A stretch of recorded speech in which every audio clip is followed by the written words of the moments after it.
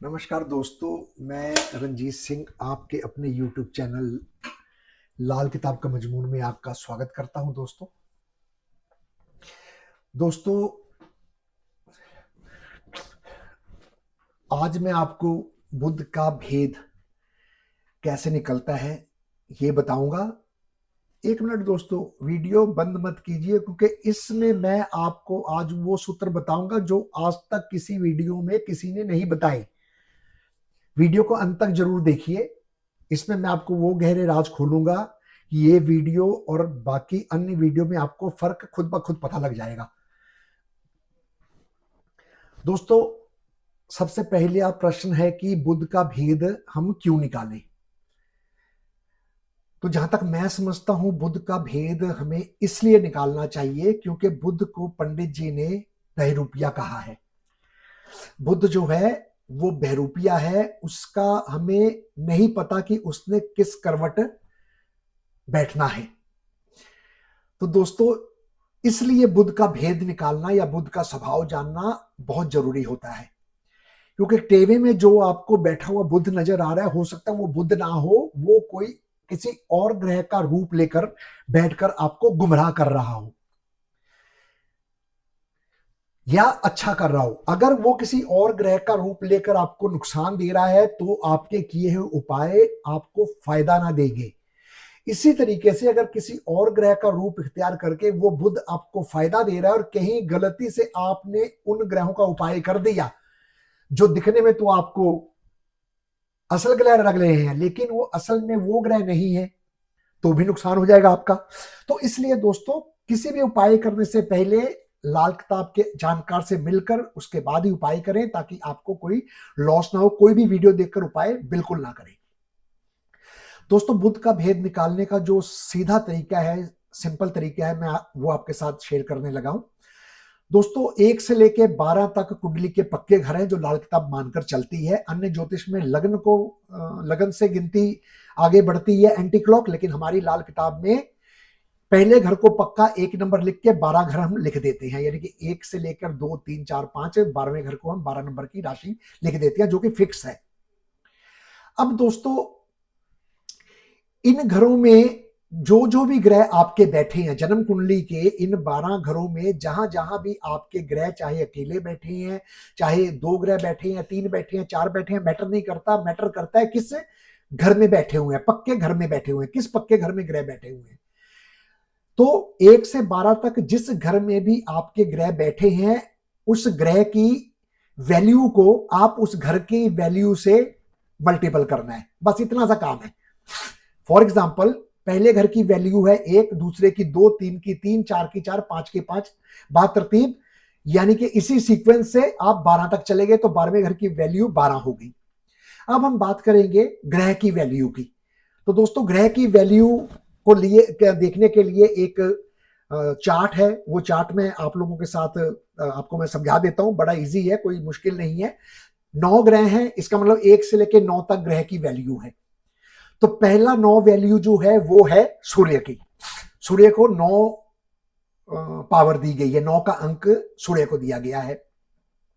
ये पावर है, अंक नहीं है, ये पावर है, यानी कि पावर जो है वो 9/9 सूर्य की है। 9 ग्रहों में अगर पूर्ण 9 100% कोई पावर वाला ग्रह है तो वो सूर्य है। दूसरा पावर सर दिया गया है हमारी लाल किताब में चंद्रमा को 8। तीसरी पावर हमारे लाल किताब में शुक्र को 7 दी गई है। उसके बाद बृहस्पति को 6, उसके बाद मंगल को 5, बुध को 4, शनि को 3, राहु को 2 और केतु को 1। इस तरीके से 9 के 9 ग्रहों को पावर दे दी गई। अब ये ग्रह आपकी कुंडली में जिस भाव में भी बैठे हैं, उस ग्रह की पावर को और भाव के पावर को मल्टीपल कर देना है। एक दो एग्जांपल के साथ में आपसे बात कर लेता हूं। मान लेते हैं कि आपकी कुंडली में बृहस्पति चौथे भाव में बैठा है, तो चौथे भाव बृहस्पति यानी कि 6 पावर है इसकी। बृहस्पति की 6 पावर हमने अभी देखी चार्ट में। तो 6 और चौथा भाव यानी कि 4 पावर है उसकी। चौथे घर की पावर 4, बृहस्पति की पावर 6, यानी कि 6 इंटू 4 24, 24, 6 चौका 24। 6 को जब हम 4 से मल्टीपल करेंगे तो 24 हमारा आंसर आ जाएगा। एक ये डिजिट आ गई हमारे पास बृहस्पति की, बृहस्पति के पास 24 अंक है। बृहस्पति ने 24 रन बनाए, आप यूं समझ लीजिए 24 अंक प्राप्त किए।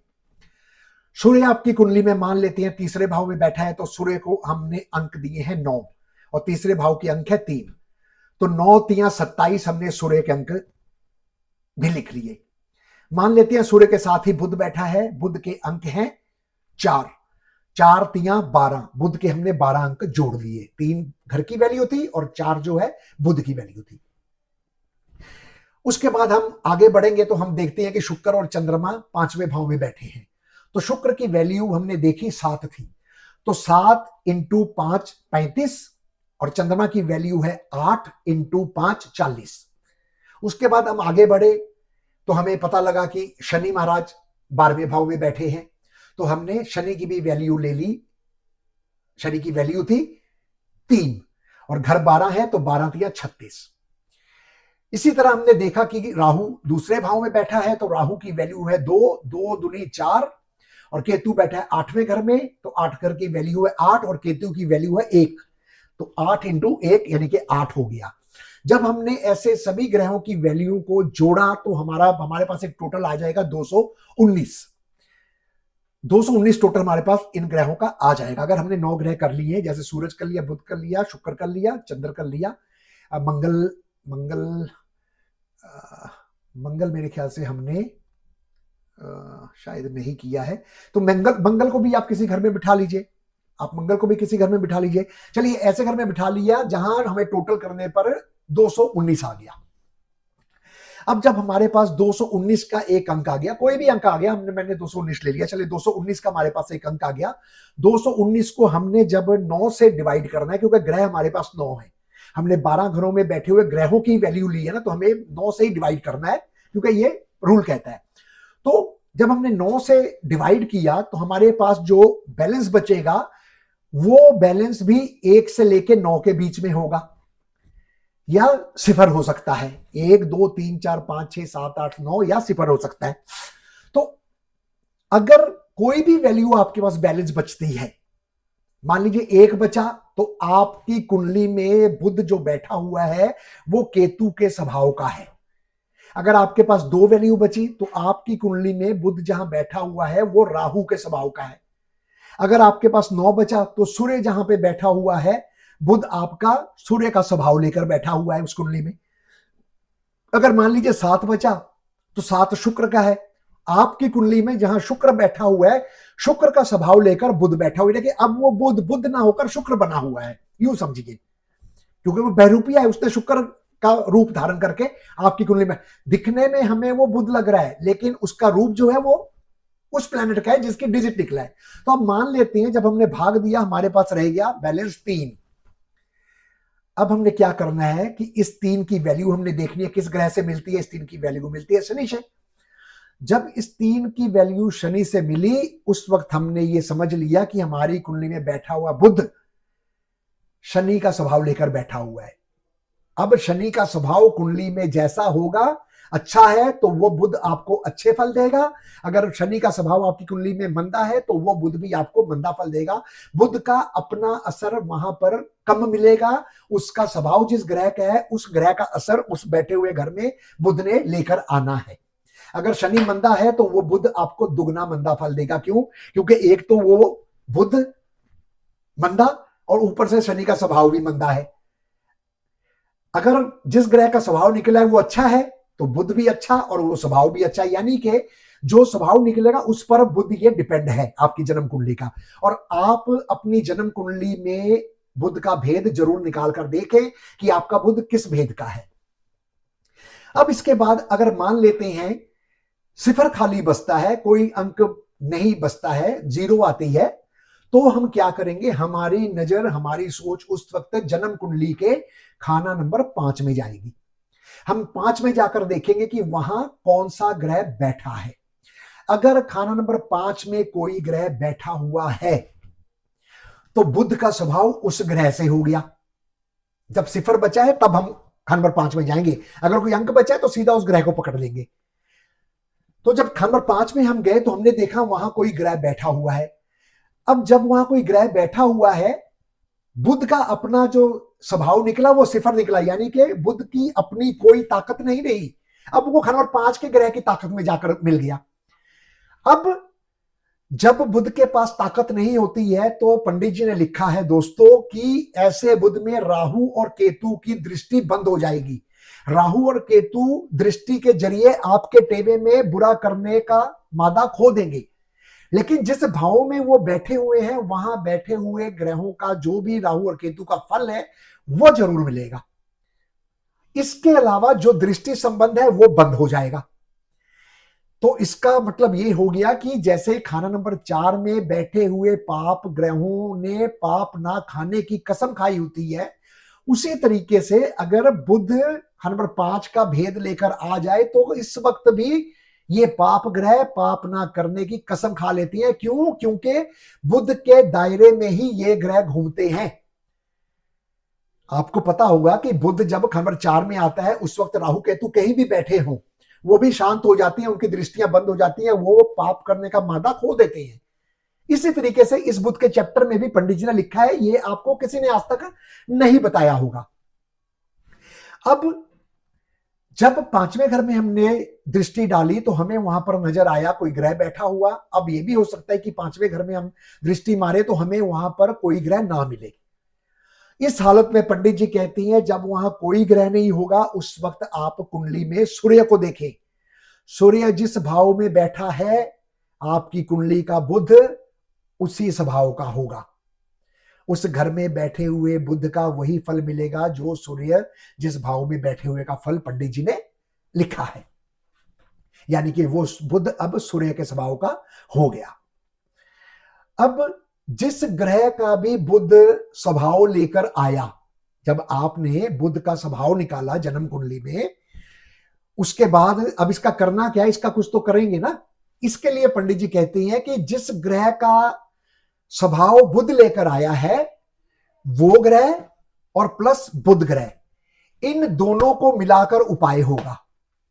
अब इन दोनों को मिलाकर उपाय जो होना है उस उपाय के लिए पंडित जी ने जो मिसाल दी है वो मिसाल है कि बुध शनिचर का भेद लेकर आया या शनिचर का स्वभाव लेकर आया। अब उस शनिचर जब हमने टेवे में देखा तो शनिचर हमें मंदा नजर आया, अब बुध दोगुना मंदा असर देगा। इसके लिए पंडित जी कहते हैं कि बुध और वो मंदा ग्रह यानी कि शनिचर, इन दोनों को उपाय करना है। तो गोली की जो गोली है वो बुध है, लेकिन जो उसकी धातु ली है पंडित जी ने वो ले ली शनि की, यानी कि लोहे की गोली। लोहे की गोली में लाल रंग करके ऊपर लाल रंग कर देना है, लाल रंग करके उसे अपने पास रखना है। ये बुध के भेद का इलाज है। इसी तरीके से अगर बुध किसी भी ग्रह का स्वभाव लेकर आता है आप उस ग्रह की धातु लेकर उसकी गोली बनाकर अपने पास रख सकते हैं। उसके ऊपर रंग कौन सा करना है ये आपको लाल किताब पढ़ाने वाला, लाल किताब ज्योतिष आपको अच्छी तरह समझा देगा। मैं यहाँ रंग नहीं बताऊंगा क्योंकि हो सकता है मेरी ये वीडियो देखकर आप अपने उपाय करें और वो जब तक पूरी कुंडली आपकी नहीं देखी जाएगी तब तक उपाय करना या कराना उचित ना होगा। तो इसलिए कोई भी उपाय करने से पहले आप अपनी पूरी कुंडली का एनालाइज करवाइए, उसके बाद आप उपाय की तरफ जाइए। जितना हो सके आप परहेज कीजिए, वो ज्यादा बेनिफिट है। जब भी पंडित जी ने कहा है कि अगर बुध नेक स्वभाव का हो तो लोहे की गोली की जगह अब कांच की गोली ले लेंगे। ये लोहे की गोली को कांच की गोली में तब ट्रांसफर किया है जब बुध नेक स्वभाव का बना। नेक स्वभाव का कैसे बना? क्योंकि बुध शनि का स्वभाव लेकर आया। अब उस कुंडली में मान लेती है शनि शुभ है, शनि का स्वभाव नेक है। तो अब जब शनि का स्वभाव नेक होगा उस वक्त हम लोहे की गोली की बजाय गोली तो लेंगे, बुध तो लेंगे, लेकिन अब वो प्योर बुध लेंगे, कांच की गोली लेंगे। अब उस कांच की गोली में हम लाल रंग करके अपने पास रख लेंगे। इससे हमारा बुध जो है वो अब और नेक असर देना शुरू कर देगा। इस तरीके से हम बुध के स्वभाव को देखते हैं, डिफाइन करते हैं, उसका इलाज करते हैं। अब इसमें जो लब्बो लुबाब है, एंड है, जो इसका क्लाइमेक्स है वीडियो का, वो ये है, क्या हर कुंडली वाले को बुध का भेद निकालना चाहिए? मैं कहूंगा जी हाँ, बिल्कुल आप अपनी जन्म कुंडली में बुध का भेद जरूर निकालें। आपको पता होना चाहिए कि आपकी जन्म कुंडली में बुध किसका भेद लेकर बैठा हुआ है। हालांकि पंडित जी ने भी कहा है कि आप 1 से लेकर 9 तक सारे ग्रह भर लें, और उसके बाद उन्होंने एक टेबल दे दिया ग्रहों की ताकत का पैमाना, और उसके बाद उन्होंने उपाय के लिए भेद निकालने का तरीका उन्होंने हमें बता दिया। और कई विद्वान कहते हैं कि सिर्फ खंड नंबर 9 का ही बुध का भेद निकालेंगे, तो अगर सिर्फ 9 का ही बुध का भेद निकालना होता तो पंडित जी खुद बुध 3 में बैठे हुए का भेद निकालकर हमें एग्जाम्पल क्यों देते। अगर ये भी ना होता तो पंडित जी ये क्यों कहते कि जब बृहस्पति नष्ट हो जाएगा उस वक्त भी आपको बुध का भेद निकालना पड़ेगा। और ऐसे ही बहुत से ग्रहों में बुध का भेद निकालने के लिए पंडित जी हमें बार बार कह रही हैं। तो बुध का भेद निकालने से आपको नुकसान कोई नहीं होगा, आपकी नॉलेज में ही वृद्धि होगी, आपके ज्ञान में ही वृद्धि होगी, आप अपने टेवे के बुध को सही तरीके से ट्रीट कर पाएंगे, उसका सही तरीके से इलाज कर पाएंगे, या उसका सही तरीके से परहेज ले पाएंगे। तो दोस्तों, जब भी आप बुध का भेद निकालें, किसी जानदार और बढ़िया ज्योतिष से, लाल किताब का जो अच्छा जानकार हो, उससे आप बुध का भेद निकालकर उसका उपाय करें। ये भेद निकालना बहुत जरूरी है, क्योंकि बुध ही लाल किताब में सर्वशक्तिमान पंडित जी ने कहा है। इससे ज्यादा शक्तिमान ग्रह और कोई नहीं है। ये खाली खिलाव है, ये हर एक को अपने बस में करने का इख्तियार रखता है। जो हमारा ये शरीर है ना, ये जो हमारा बुध है, इसमें बृहस्पति की जो सांस आ रही है जा रही है, बस यही बुध और बृहस्पति में ये इंसान में जीवित रहने का एक जरिया है। ये सांस अगर टूट गई, एक दम बाहर गया, दूसरा दम अंदर नहीं आया, तो समझिए बुध रह गया, रूह चली गई। बुध सर्वशक्तिमान क्यों? क्योंकि शनि सांप है, राहु केतु इसके मुंह और पूंछ है। और जब बुध आपकी कुंडली में जहरीला हो जाएगा ना सर, शनि राहु केतु जब आपकी कुंडली में मंदा फल देंगे, उस वक्त सबसे ज्यादा गला घोटने वाला आपका प्लेनेट होगा बुध। बुध ने सांप की तरह आपको ऐसे गोल गोल गोल घुमाकर आपको ऐसे कस देना है ताकि आपका दम घुट जाए। पंडित जी ने इस बात का जिक्र किया है। तो सांप शनि राहु केतु से ही नहीं बनता है, सांप कंप्लीट होता ही बुध से है। जब तक बुध शनि राहु केतु के साथ आकर नहीं मिलेगा, तब तक टेवे में शनि राहु केतु के भी आपको शायद इतने मंदे फल ना मिले जितना बुध के मिलने से आपको मिल सकते हैं। और इसकी यही वजह है कि पंडित जी ने जो है कहा है कि जो जहर है ना, वो जहर बिना दांत के असर नहीं करेगा। अगर सांप थैली जो वो रखता है ना, वो दांत में दबाकर रखता है, जब वो डंक मारता है तो वो दांत अपने उसमें पुश करता है, तो वो नीडल की तरह जहर उसके अंदर चला जाता है। तो वो बुध के बिना जहर भी इंजेक्ट नहीं होगा, दांत के बिना, है ना। तो इसलिए बुध को सर्वशक्तिमान कहा गया है। बुध में इतनी ताकत है कि वो दिन और रात को भी बांध सकता है। खाली है बुध, इसमें ये बंध जाते हैं दिन और रात भी, एक बुध पैदा हो जाता है। बहुत सी और बातें हैं जो बुध के लिए मैं आने वाली वीडियो में करूंगा, और आने वाली वीडियो में बुध 8 के ऊपर बनाऊंगा। इस बुध 8 की वीडियो को आज तक सभी ने बनाया है, और मेरे स्टूडेंट्स भी आकर मुझे कहते हैं, या मुझे कॉल्स आती है कि आप बुध 8 से हमें बहुत डर लगता है। कितनों का मुझे कॉल आया कि आप बुध 8 पर बनाइए। तो मेरी कोशिश होगी कि मैं नेक्स्ट वीडियो जो है आपको बुध 8 के ऊपर में बनाकर दूं, और ऐसी वीडियो में बनाकर दूंगा जो होगी तो लाल किताब की ही, मगर उसमें आपको बुध 8 से डराया नहीं जाएगा, बल्कि बुध 8 से आप अपनी कुंडली में कैसे देख सकते हैं कि आपका बुध 8 अच्छा है, और उससे आप कैसे अच्छा फल ले सकते हैं। मैं इसका रास्ता, इसका परहेज आपको बताऊंगा। तब तक के लिए मुझे आप इजाजत दें। खुश रहें, आबाद रहें, मालो जान बढ़ते रहें। मदद मालिक अपनी खुद देगा, नेकी हम करते रहें। खुश रहें, कानून का उल्लंघन ना करें, रेड लाइट ना जंप करें, स्त्रियों का सम्मान करें। धन्यवाद।